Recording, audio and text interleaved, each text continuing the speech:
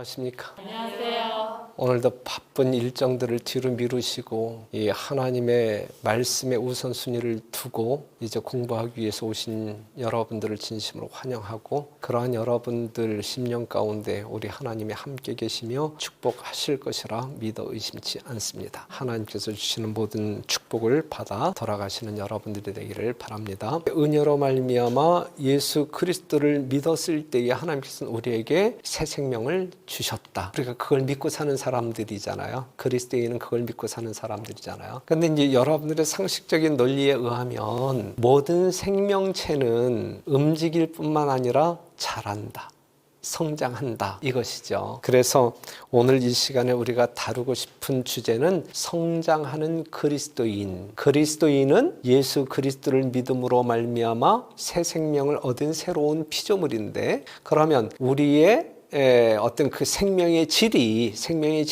영생이라고 할 때, 새 생명이라고 할 때, 생명을 가진 자라고 할 때에 우리는 뭐 해야 마땅하다? 자라야 마땅하다. 성장해야 마땅하다. 그냥 그 자리에 머물러 있어서는 안 된다라고 하는 사실이죠. 건강한 생명체일수록 건강하게 성장합니다. 생명이 있음에도 불구하고 성장하지 않는 것은 기형이든지 죽은 것이든지 죽어가고 있는 것이든지 이렇게 분류할 수 있겠죠. 성장해야 되는 거예요. 그래서 베드로서 3장 18절에는 어떤 말씀이냐면 같이 읽고 시작할게요. 시작.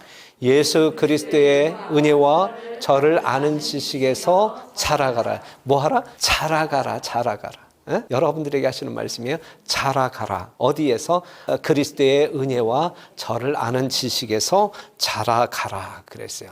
마가복음 4장 28절에서는 이러한 말씀이 있는데, 땅이 스스로 열매를 맺되 처음에는 뭐요? 처음에는 싹이요, 다음에는 이삭이요, 그 다음에는 이삭에 충실한 무엇이라? 곡식이라. 성장했다는 이야기, 성장하지 않았다는 이야기예요. 성장 과정을 이야기하고 있어요. 처음에는 싹이요, 이삭이요, 그 다음에는 이삭에 충실한 곡식이라. 이게 생명을 가지고 있는 식물의 정상적인 모습이거든요. 맞죠? 우리 그리스도인도 그래야 된다. 예수를 영접함으로 생명을 소유한 우리들은 그리스도 안에서 계속 뭐 해야 한다? 자라가야 한다. 에베소 4장 13절에 우리가 다 하나님의 아들을 믿는 것과 아는 일에 하나가 되어 온전한 사람을 이루어 그리스도의 장성한 분량이 충만한 데까지 이르리니. 우리가 자라가야 하는데 어디까지 자라가야 할까요? 그리스도의 장성한 분량, 즉 그리스도의 품성이 우리의 품성이 될 때까지 자라가야 된다는 말씀이죠. 이 성경절 이해가 되는 성경절이죠. 그렇죠. 그래서 우리는 그리스도의 장성한 분량이 충만한 데까지 자라가야 할 사람들이다 라고 하는 사실을 기억하시고, 그렇기 때문에 여러분들의 이정표는, 여러분들의 어떤 그 품성의 목적지는 여러분들의 담임 목사 아니에요. 여러분들보다 먼저 믿은 어떠한 성도도 아니에요. 여러분들이 보고 쫓아가야 할 대상은 오직 누구? 예수님이시다. 그래서 말씀을 통하여 예수님을 공부하고 예수님을 닮아가는 여러분들이 될 때에 이것이 진정한 그리스도인의 삶을 사는 것이다 라고 말할 수 있어요. 그러한 여러분들이 되시길 간절히 바랍니다. 그런데 우리가 성장하기 위해서는 환경이 필요하고 요소가 있어요. 그렇죠. 우리가 성장하는데 필수적인 요소가 있단 말이죠. 필수적인 요소가 있는데 그것이 뭐냐? 오늘은 그 부분을 좀 살펴보도록 할게요.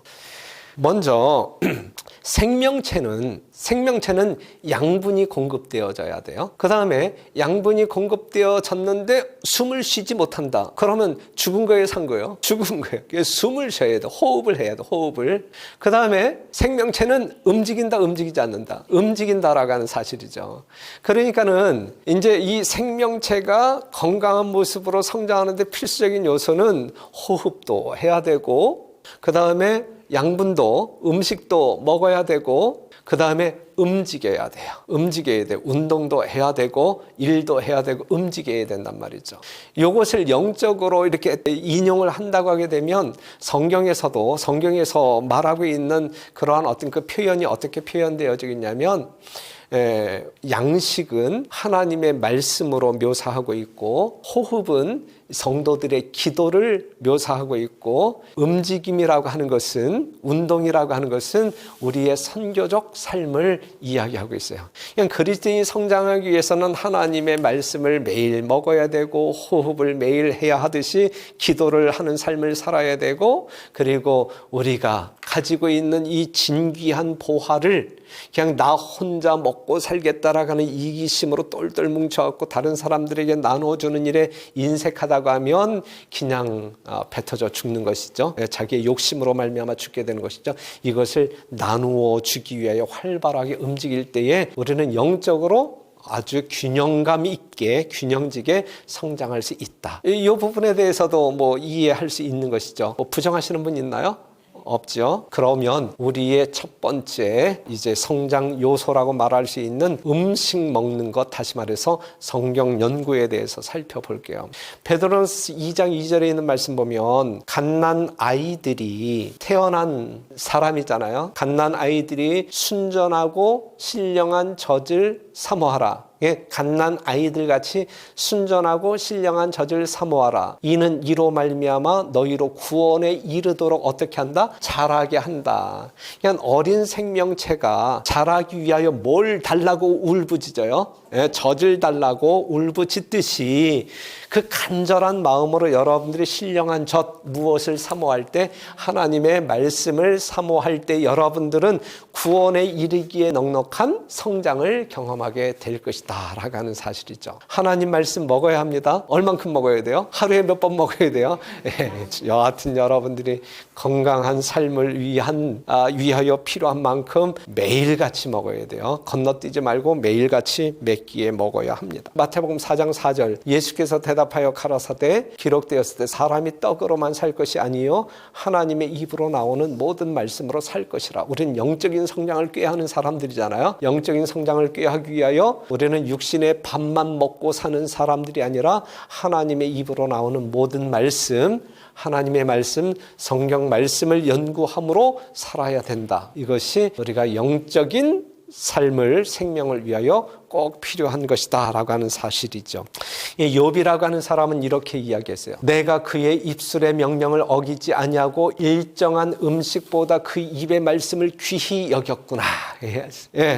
어떻게 새로 이제 교회에 오셔서 하나님의 말씀을 보게 될 때 이것이 정말 이해가 되어질까요? 이해하려고 애쓰지 말고 경험해 보시기 위하여 애쓰는 여러분들이 되기를 바랍니다. 욥이라고 하는 사람은 하나님의 말씀을 그냥 우리가 먹는 음식보다 귀하게 여겼는데 이런 경험이 도대체 뭘까? 여러분들이 만약에 하나님의 말씀을 한 구절 읽으면서 그 깨달음이 아주 진실되게 여러분들 심령을 감동시킨다고 하면 이 말이 무슨 말씀인지 분명히 경험하실 거예요. 이러한 경험이 있을 때 여러분들의 신앙은 무진장 재밌을 거예요. 그리고 무진장 쉬울 거예요. 이러한 경험이 없을 때 그냥 어거지로 그냥 먹기 싫은데 막 입에다 쳐넣으려고 하게 되면 그것보다 고역스러운 것은 없을 거예요. 이 욥의 경험이 여러분들의 경험이 되었으면 참 좋겠습니다. 그리고 또 한 성경을 보게 되면 여호와를 경외하는 도는 정결하여 영원까지 이르고 여호와의 규례는 확실하여 다 의로우니 곧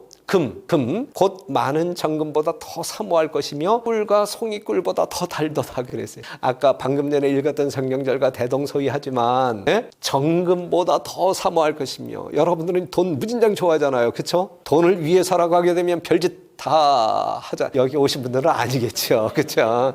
만약에 여러분들이 그렇다고 하게 되면 참 이 자리에 있을 수가 없겠죠. 같은 모든 사람들이 돈을 좋아하지 않아요? 좋아한단 말이죠. 부자 되기에 얼마나 애를 많이 씁니까? 그런데 정금보다 무엇을 더 사모한다? 하나님의 말씀을 더 사모한다. 그럴 때에 꿀과 송이꿀보다 더 달게 느껴질 것이다 라고 하는 사실이죠. 그 다음에 또 다른 성경절 하나 봅시다. 예레미야 15장 16절에 있는 말씀 보면 만군의 하나님 여호와시여 나는 주의 이름으로 일컬음을 받는 자라. 나는 그리스도인이라 일컬음을 받는 자라. 내가 주의 말씀을 얻어먹었사오니, 얻어먹었다 이거죠. 주의 말씀은 내게 기쁨과 내 마음의 즐거움이오나 그랬어요. 하나님의 말씀을 먹고 사는 사람들에게는 기쁨이 있어요? 기쁨이 있어요. 즐거움이 있어요? 즐거움이 있단 말이죠. 네. 세상적인 즐거움과 이러한 즐거움을 비교할 때 비교가 될까요? 이거는 천상의 즐거움, 천국의 즐거움이고 이 땅에 있는 것은 세속적인 즐거움 아니겠습니까? 그죠? 이러한 경험을 가지고 사는 것이 얼마나 복된 인생일까. 그래서 사도행전 17장 11절에 있는 사람들은 베레아 사람은 데살로니가에 있는 사람보다 더 신사적이어서 간절한 마음으로 말씀을 받고 이것이 그러한가 하여 날마다 성경을 상고하였다 그랬어요. 네? 그러한 경험들, 우리가 위에서 말한 성경절들에 나타난 그러한 경험들을 하고 자신을 올바른 정로에 정확히 세우기 위하여 날마다 간절한 마음으로 말씀을 받고, 여러분들처럼 지금 말씀을 받고 이것이 정말 이게 지금 담임 목사가 가르치고 있는 이 말이 정말 뻥인가 아니면 정말 하나님의 진리의 말씀인가, 그것을 분별하기 위하여 날마다 성경을 상고했다 그랬거든요. 이것이 성숙한 그리스도인이 되기 위한 아주 중요한 요소 중에 요소다라고 하는 사실. 하나님의 말씀을 먹지 아니하고 영적인 성장을 경험할 수 있는 사람은 있다 없다? 없다. 반드시 먹어야 된다. 어떻게? 아주 맛있게 먹어야 되고 아주 사모하는 마음으로 먹어야 되고, 그 다음에 잘못된 어떠한 것이 섞이지 아니한 순수한 진리의 말씀을 먹을 때 우리는 건강할 수 있다. 그러니 가끔 이렇게 돌아다니는 이 영적 말씀, 이 영적 음식의 이 불량식품들 조심해야 돼요. 불량식품이 분명히 있어요. 그런 것을 여러분들이 섭취하게 되면 여러분들의 건강을 잃어버릴 수 있는 위험성이 있다라고 하는 사실을 꼭 기억해 주시길 바랍니다. 그 다음에 이제 두 번째 요소인 이제 호흡이라고 말할 수 있는 숨 쉬는 것과 이제 동일한 이 기도에 대해서 우리가 지금 이야기를 하려고 하는데, 기도는 영혼의 호흡이라 그랬어요. 영혼의 호흡이라 그랬어요. 베드로전서 4장 7절 보면 만물의 마지막이 가까웠으니, 세상 종말이 가까웠으니 그러므로 너희는 정신을 차리고 근신하여 기도하라 그랬어요. 기도하라. 이 기도라고 하는 것은 하나님과의 소통을 이야기하고 있는 거예요. 하나님께 묻고 하나님께로부터 답을 듣고, 그 다음에 하나님의 음성이 무엇인지 듣고 내가 어떻게 살아야 할지 정리하는 이러한 모든 소통의 과정을 기도라고 정리할 수 있어요. 기도. 그러한 것이 매일의 삶 가운데서 이루어져야 된단 말이죠. 요한일서 5장 14절, 그를 향하여 우리의 가진 바 담대한 것이 이것이니 그의 뜻대로 무엇을 구하면 들으심이라 그랬거든요. 그리스도인들은 빽이 있어요. 그렇기 때문에 진짜 하나님을 믿는 사람들은 용기 백배한 사람들이에요. 세상에 어떠한 사람들도 두려워하지 아니하고 어떠한 환경도 두려워하지 아니하고 어떠한 사건도 두려워하지 아니하고 하나님의 뜻을 행함에 있어서는 아주 담대함을 지닌 사람들이 살아있는 그리스도인이다라고 말할 수가 있는데, 그 근거가 어디에 있냐면 담대한 것이 이것이니 그의 뜻대로 무엇을 구하면 우리 하나님이 들으심이라 그랬거든요. 기도를 통하여 우리는 하나님의 능력을 뭐 할 수 있다? 체험할 수 있다. 기도를 통하여 우리가 가지고 있는 모든 문제의 답을 해결할 수 있다 없다? 있다. 그렇기 때문에 우리가 염려하지 아니하고 담대한 마음으로 이 세상을 펼쳐나갈 수가 있는 것이거든요. 그래서 계속적으로 말씀하시기를 기도를 항상 힘쓰고 기도에 감사함으로 깨어있으라. 기도를 항상 힘쓰고 기도에 감사함으로 깨어있으라. 또한 우리를 위하여 기도하되 하나님이 전도할 문을 우리에게 열어주사 그리스도의 비밀을 말하게 하시기를 구하라. 내가 이것을 인하여 매임을 당하였노라 그랬어요. 항상 기도를 항상 힘쓰고 기도에 감사함으로 깨어있으라 그랬는데, 이 기도 제목 상위에 있어야 할 기도 제목이 뭐예요? 전도할 문을 우리에게 열어주사. 그래서 내가 가지고 있는 이 놀라운 이 복음을 다른 사람들에게 나누어 줄 수 있는, 이것이 이 기도의 기도 제목의 우선순위였던 것 같아요. 이 당시 이 초대교회의 이 성도들의 삶 가운데 있어서는 말이죠. 그 일을 이 마지막 시대를 살아가고 있는 우리도 하자. 이제 이것이죠. 하자. 그래서 빌립보서 4장 6절 아무것도 염려하지 말고 오직 모든 일에 기도와 간구로 너희 구할 것을 감사함으로 하나님께 아뢰라. 그리할 때에 여러분들은 하나님의 사랑을 또한 하나님의 능력을 체험함으로 하나님께서 주시는 것들을 여러분들이 향유하면서 누리면서 하나님의 귀한 거룩한 도구로 하나님께서 하시는 그 일을 하시게 될 수 있을 것입니다. 그러한 여러분들이 꼭 되시기를 바라요. 그리고 이것을 위해서도 우리가 기도해야 되는데 시험에 들지 않게 깨어 있어 기도하라. 마음에는 원이로되 육신이 약하도다 하시고 그랬거든요. 지금 우리가 살고 있는 이 환경은 이 사단이 만들어 놓은 죄의 환경이잖아요. 우리의 본성 자체가 이 죄로 기울기가 더 쉽고 빨라요? 아니면 하나님의 뜻대로 사는 일에 더 빠르고 더 쉬워요? 죄. 정말 그렇기 때문에 우리가 살고 있는 이 시대의 이 환경은 우리의 영적인 해이함을 이렇게 가져올 수 있는 아주 위험한 그러한 어떤 그 분위기 가운데 우리가 살아가고 있단 말이죠. 이러한 환경에서 우리가 승리하기 위해서는 늘 깨어 있어야 되고 하나님의 능력을 붙잡아야 되고 그렇기 때문에 뭐 해야 돼요? 기도해야 돼요. 시험에 빠져서 영적으로 넘어지지 아니하기 위하여 우리는 늘 기도해야 돼요. 그렇죠? 예. 그러한 여러분들이 될 때에 여러분들은 승리할 수 있는 참 그리스도인이 될 것입니다. 하나 더 보면 너희는 스스로 조심하라. 그렇지 않으면 방탕함과 술 취함과 생활의 염려로 마음이 둔하여지고 밖에 그날이 덫과 같이 너희에게 임하리라. 이 날은 지구상에 거하는 모든 사람에게 임하리라. 이러므로 너희는 장차 올 이 모든 일을 능히 피하고 인자 앞에 서도록 항상 기도하며 깨어 있으라 그랬어요. 우리 예수님의 당부를 정말 예수님을 사랑하는 여러분들이 받아들이시고 하나님께서 요구하시는 바대로 누구를 위한 삶이에요? 이것이 여러분들의 안전을 위한 삶 아니겠어요? 그렇죠? 네, 여러분들의 안전을 위하여 당부하시는 예수님의 요구에 응답하시는 그렇게 따라 생애하시는 그리하여 여러분들의 영적인 안위를 지키시는 여러분들이 되기를 간절히 바랍니다. 그리고 이제 우리의 성장 요소 중에 이제 또 하나는 친교와 증거. 뭐 해야 한다 그랬어요? 우리가 먹고 숨쉬고 움직여야 된다 그랬죠? 움직임이에요. 활동이에요. 예? 운동이에요. 일하는 거예요. 그래서 우리가 영적인 건강을 이제 추구하기 위해서 또 다른 요소는 말씀 먹어야 되고 매일같이 기도해야 되고 그 다음에 친교와 증거하는 삶을 살아야 된다. 이것이거든요.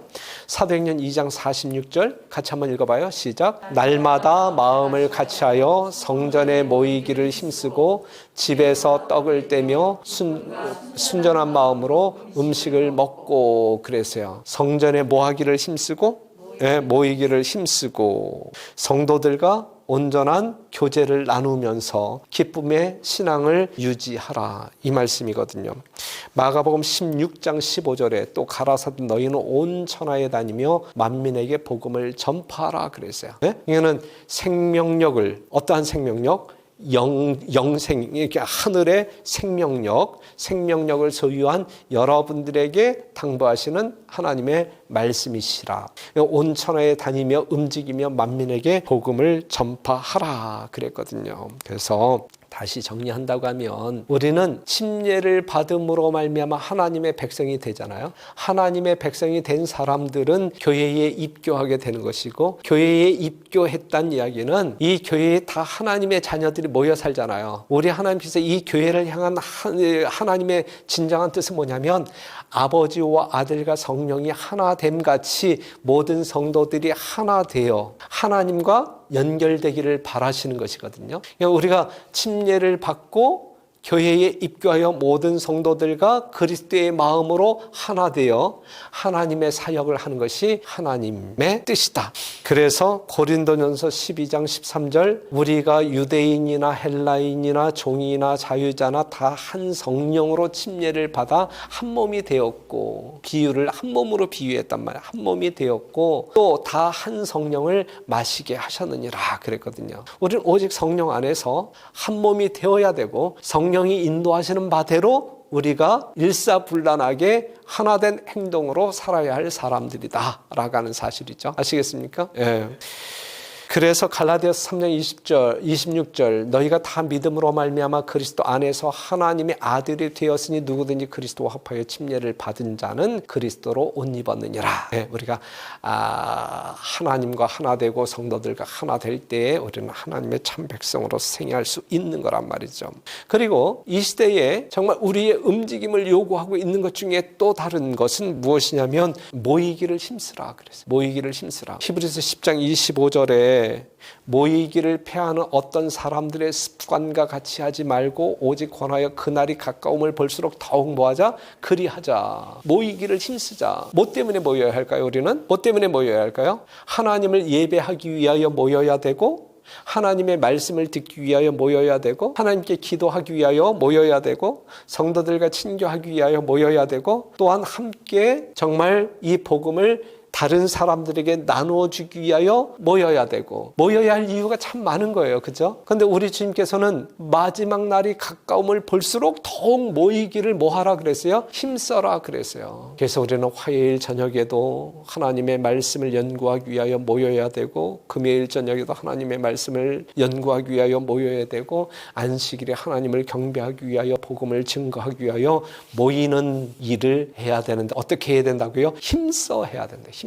여러분들이 이제 이 신앙의 첫걸음을 떼고 있는 이 시점에 이 결심도 함께 해주시길 바랍니다. 정말 그리스도 안에서 하나님의 자녀된 자들은 모이기에 힘쓰고 하나 되기에 힘쓰는 족속들이다 라고 하는 사실이죠.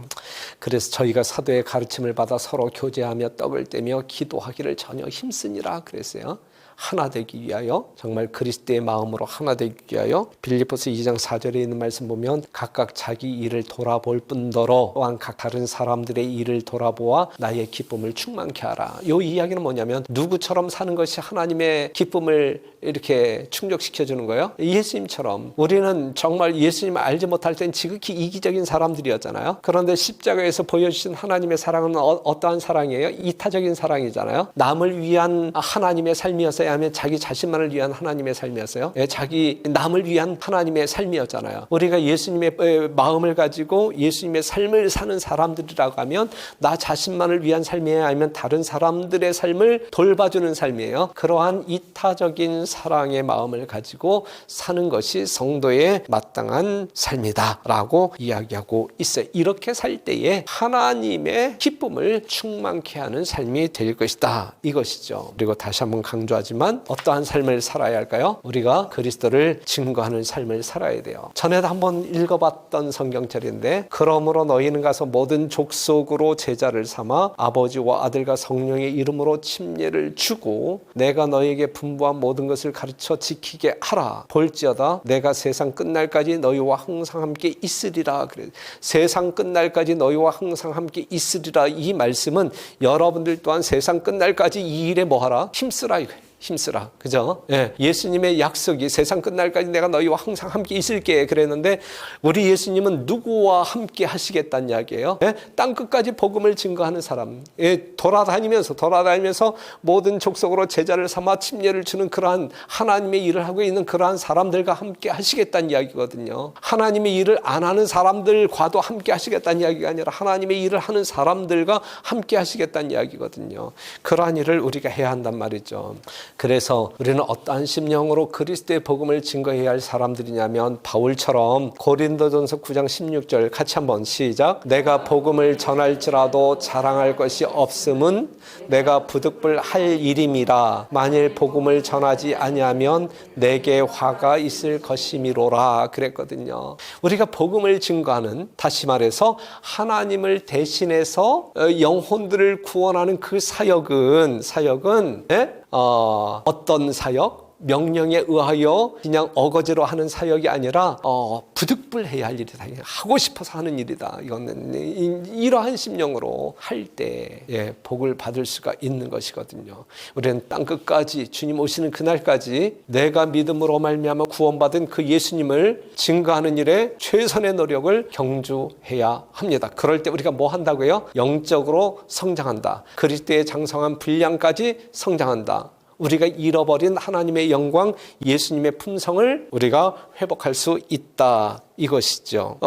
이해가 되시죠? 그래서 천국 복음이 모든 민족에게 증거되기 위하여 온 세상에 전파되리니 그제야 끝이 오리라. 그러니 여러분들이 움직이며 활동할 때에 그리하여 복음이 땅끝까지 증거되어져야 예수님이 오신단 말이죠. 그러기 전에는 예수님이 오실 수 있다, 오시지 않는다. 예수님의 재림을 앞당기는 것은 누구의 역할이다? 우리의 역할이다. 예수님은 준비 완료. 예수님은 언제든지 이 땅에 여러분들을 하늘로 데려가시기 위하여 오실 준비 완료. 그런데 우리가 준비되지 않았기 때문에 어떠한 준비가 땅끝까지, 즉 들어야 할 복음을 듣지 못하고 여전히 어두움 가운데 있는 사람들이 있어서는 안 되겠죠. 그렇게 하면 너무 불공평하잖아요. 모든 사람들에게 기회가 주어져야 되잖아요. 예수님이라고 하는 이 생명의 근원이 모든 사람들에게 증거되어져야 되잖아요. 그래야 공의로운 하나님이시죠. 그렇죠?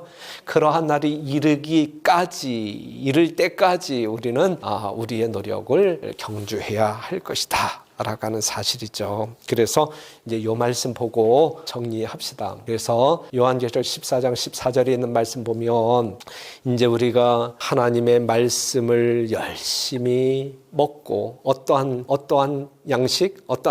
불량식품이 아닌 아주 건전한 하나님의 진리의 말씀을 먹고 살 때에 성장할 수 있는 것이죠. 그리고 정말 호흡이 원활할 때에 성장할 수 있는 것이죠. 그리고 우리가 아주 이렇게 열심히 분주히 움직이고 운동할 때에 우리는 균형진 건강 속에서 성장할 수 있다. 드디어 우리에게 뭐가 맺혀진다?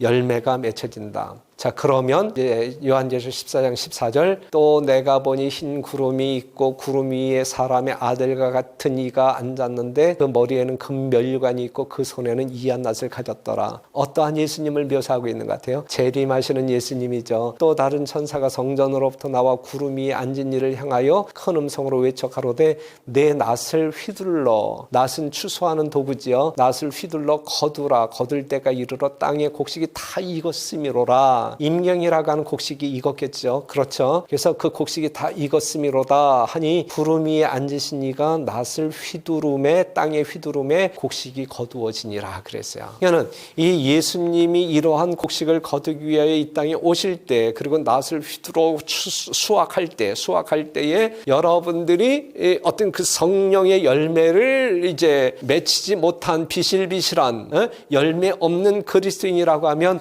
우리가 거두어질 수 있을까요? 없을까요? 거두어지는 것이 영광이겠죠. 거두어지는 것이 구원이겠죠. 그렇죠. 그 영광을 맛보지 못할 것이다. 그러니 우리는 뭐 해야 한다? 정말 우리가 예수 그리스도의 생명을 소유한 사람들이라고 하면 그러한 생명체라고 하게 되면 반드시 뭐 해야 한다?